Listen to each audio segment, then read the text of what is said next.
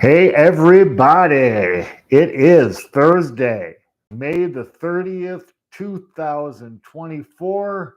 Chuck Barone here. Hope everybody's having an awesome, great day.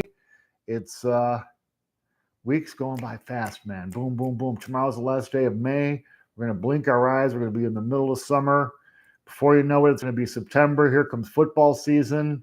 And then, bam, next thing you know, when football season starts, the weeks just, for me at least, seem to roll by. Boom, boom, boom. Next thing you know, it's Christmas. So batten down the hatches. I'm going to guess we have a lot of crazy to talk about between now and then. Anyway, before I get rolling, everybody, let me just take a half a second. As always, welcome everybody to the show. Nice to see all my friends on the chat going today. We got the usual suspects. Nice to see you back, Salty. Nice. You've been busy with chores around the house. I get that, but it's nice to have you here today. We got JP on, of course, Attila, Wolf. I'm sure we'll be seeing Ghazi and a whole bunch of other people, the regulars. Anyway, let's talk about this bananas crazy ass day we had today, guys. It's just, you look at these markets and you try to make sense of, okay, this is happening because of this, and this is happening because of this, but it doesn't seem to work out like that anymore. Look at this crazy stuff. Okay, so we knew we were getting data today. We were kind of prepared for GDP numbers. We were prepared for jobless. We knew what we were going to get pretty much because these numbers came in pretty much where we expected them to. But look at the way these markets reacted to it. Now, you would think the GDP number we got today, which GDP was down pretty dramatically from the fourth quarter of last year, you would think the market would look at that and say, okay, economy's cooling off. That gives the Fed some cover to cut rates. You would think the markets would like that. Jobless claims were up a little bit, but nothing dramatic. Pretty much right where they expected them to be. So, okay, jobs are still warm, but you would think that the markets would have had a reasonable day today. No. I guess Salesforce earnings came out. Now, I don't know why Salesforce would affect the whole market like this, but listen to these numbers. The Dow falls 330 points today, 38,000, what is it? 38,111 on the Dow. The NASDAQ falls 183 points. This was just a huge number. NASDAQ breaking records. Now 16,737, down 183 today. And the S&P falls 31 points today, 5235. So you can see from the narrowest market, the Dow, to the most broad, the S&P, stocks down across the board. 31 points on the S&P is not an insignificant move. I mean, it's not crash situation, but it's certainly more than these typical 0 to 10 point moves we see on the S&P. So stocks today just not liking the news. Look at this, though. The bond market rallies. Okay, so the bond market, the 10-year, falls 7 basis points, 4.55. Now, I know St. Jerome would like to see that number under 4.5. And buying the debt today, right, it's interesting. We'll talk a little bit about money supply later in the show. I got some some news on M2 and reverse repo. But the bond market, it's interesting because we just had 3 consecutive weak auctions of U.S. Treasuries. But today, the bond market wants to rally. Okay. So the 2-year, so the 10-year down 7 basis points. The 2-year falls 5 basis points, 4.93%. And there you have the bond market today, a big rally. The dollar today falls down 38 basis points, 104.75 on the index. Still a decent number, but I'm surprised the dollar's not strengthening. You would think with, it just none of it seems to make sense to me. You look at gold and silver today. Okay, you would think with the dollar falling, you would see gold and silver rally, and a decent rally too, because breaking back under 105 is not insignificant. Gold rallies up $5.70, not a really big move. $2,343.60 for an ounce of gold. Silver falls 78 cents. Okay, $31.11 for an ounce of silver. How does that make sense, guys? People want to buy gold but sell silver today? Why? Dollar down, silver down. Why? Interesting stuff. Oil today also falls down $1.37, $77.86 for a barrel of West Texas Intermediate. We'll see what happens with this big OPEC meeting, but I'm thinking that, I know oil wants to go down, and they're going to do what they can do to see if they can prop these prices up. I'm sure OPEC will have some kind of story coming out of this meeting, but I'm telling you guys, oil wants to be less than 75 a barrel. Bitcoin today fights off this, Bitcoin's been moving in tandem with the markets, stock markets. Today, market's down, but Bitcoin rallies up. Last time I looked, up $1,049, 68,471 for Bitcoin. Good, strong number. We need to see if as I've been saying on the show, Bitcoin needs to break above that 70K and stay there for a little bit. It's really been meeting resistance there and has not been able to break through any real breakthroughs. So Bitcoin still, it's holding its spot, but it's not really advancing the ball any further. But I guess you can consolidate gains, the numbers that Bitcoin has gained this year so far. If you can consolidate there and stay there without it declining, you're in pretty good shape. All right, so let's talk about the data we got today that moved these markets in such a weird way. So we got our GDP number for the first quarter, came in at 1.3%.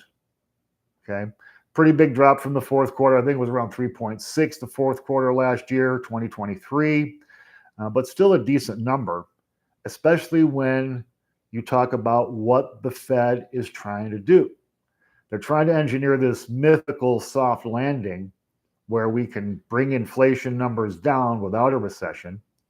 Having a GDP at 1.3 is not a recessionary number, but it's certainly much slower than the 3.6 we were seeing.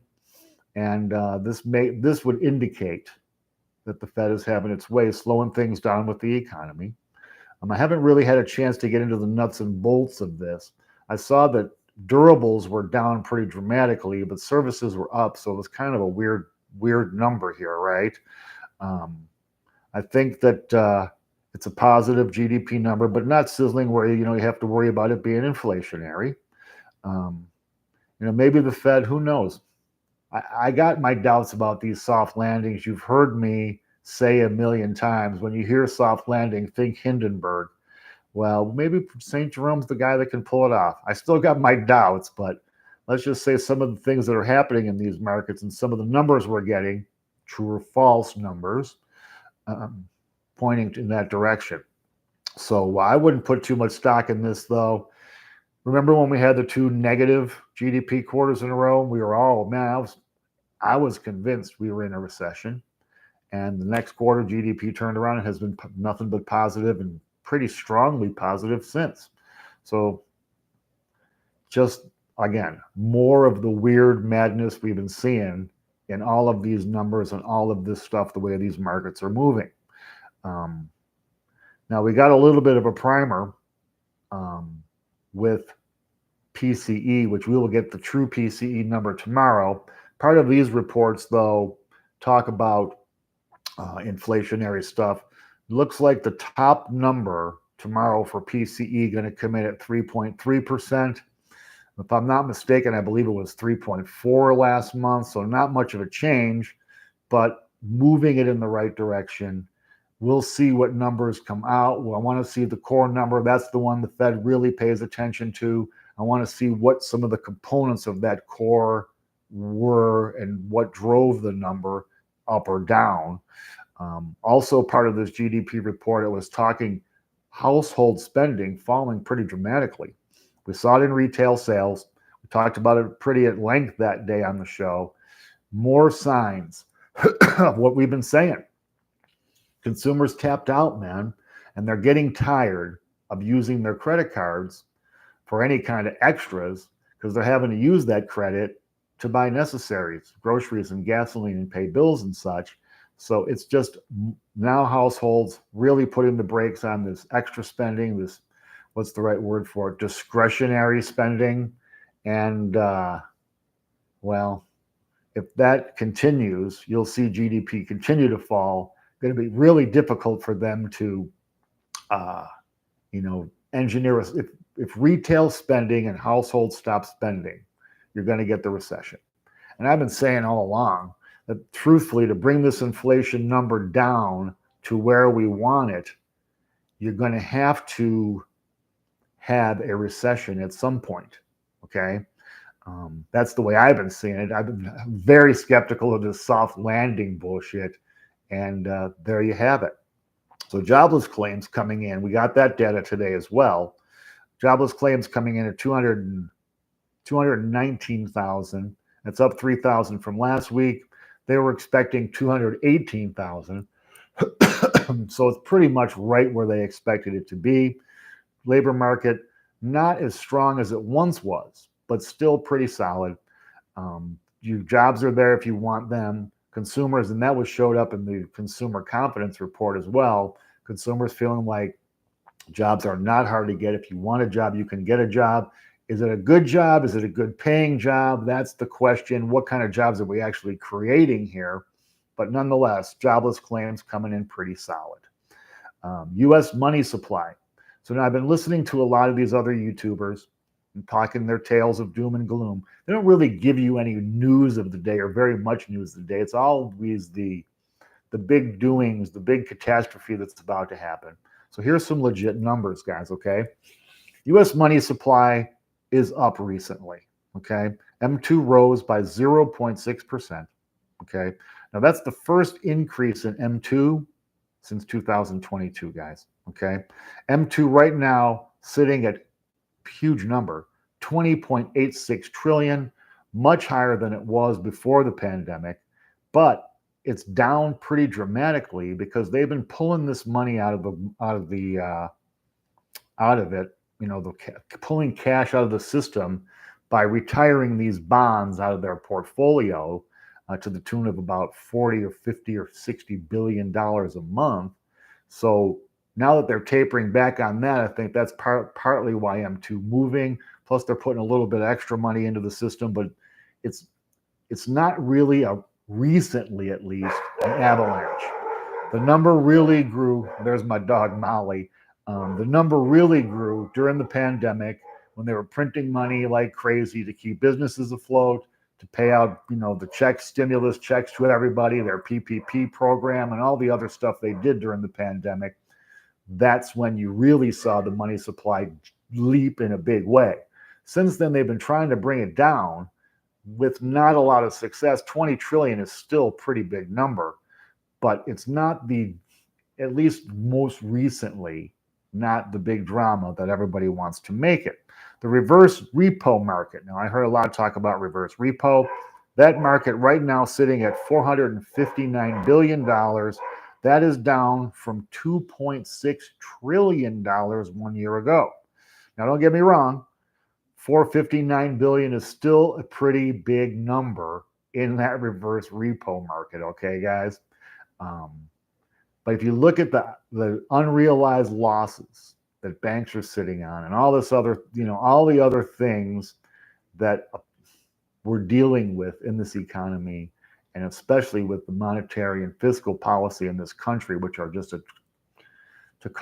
there's a word people use. I don't want to be super profane, but they say cluster, that one, because that's basically where we're at, where you have a government spending just out of control, there's no end to what they can spend.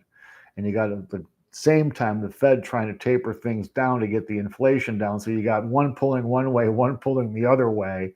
The Fed obviously going to do what the government wants ultimately, but I got to say, guys, I've been around a long time. I've seen a lot in these markets. I've been watching the stock market since early 80s. So it's been a really long time. I've seen a lot of crazy, but this stuff we're seeing today is beyond belief because it all points to a systemic breakdown that's coming. There's just going to be, it could be a realignment, basically, leading to a realignment of the entire financial system. And who the hell knows what that's going to look like, because the people who will be in charge of it are the people that got us to where we are now. You can't make it up. It is what it is, right? So anyway, reverse repo market still puffy, but way down dramatically from where it was at its peak. A little bit of news about commercial real estate. This was an interesting article. We all know that regional banks are going to have some difficulty with commercial real estate. They're the ones who've been lending to these, commercial landlords. These buildings are down dramatically. There was a big special on it this morning I was watching, talking about some of these buildings down 70% or more. I always talk about the Fort Worth high rise, just unbelievable collapse in commercial real estate, especially office buildings. Well, check it out. Not only do banks have exposure in commercial real estate to those, landlords who own those buildings, they also have huge exposure to commercial real estate investment trusts. A lot of people didn't really think about that. A lot of the real estate investment trusts on Wall Street are all about commercial buildings because they're usually very, very expensive, right? They said that would raise the exposure of regional banks to commercial real estate by 40%. Okay, so if they're already, we're looking at $800 billion in loans that have to be refied by the end of this year, we're going to see what percentage of those go into default. Add 40% to that. Now you're well over $1 trillion of exposure by regional banks to commercial real estate. We already know commercial real estate is absolutely in the shitter. There's nothing left of it. So this is going to be we got something fun to look forward to toward the end of the year, because I got to see how it's even remotely possible for banks that have billions and billions and billions of dollars in unrealized losses in their reserves, because you're holding treasuries at 1% when the rates are 4.5% today. So that's part of their weekend. Now this extra exposure to commercial real estate, I got to see how they're all going to get out of this without a big blow up. I got to see how that was going to work out. I just don't think it's gonna. Good news, guys. Have you heard about this? The IRS, our friends in Ogden, I call them because that's where our big regional branch is, Ogden, Utah. They're going to make this direct filing with the IRS permanent now. They tried an experiment this year where people could file their taxes directly with the IRS, go around the accountant, go around the tax preparer, whatever, file directly with them. And I guess if you're a person that's a pretty straightforward return, you're a W-2 person, you don't have a tremendous amount of write-offs, you take the standard deduction, bada bing, you're done. They're going to make this permanent. I just got to say in my mind, though, it seems like a conflict of interest where you're going to file your tax with the person who wants to collect the maximum amount, right? So it seems a little bit weird to me, but that is going to be available. So if you want to file your taxes directly with the IRS, it's going to be permanent. And finally today, get ready for this, guys. Orange juice going to have a big problem. Orange is going up in price like crazy. There's this greening disease, I guess, that they're having in Florida and Brazil, the two biggest orange producers in the world. Orange production is down catastrophically between this orange disease, they call it greening, and weather between too much rain, not enough rain, or whatever. Cold weather, colder than it's supposed to be, hotter than just, the weather patterns are way off.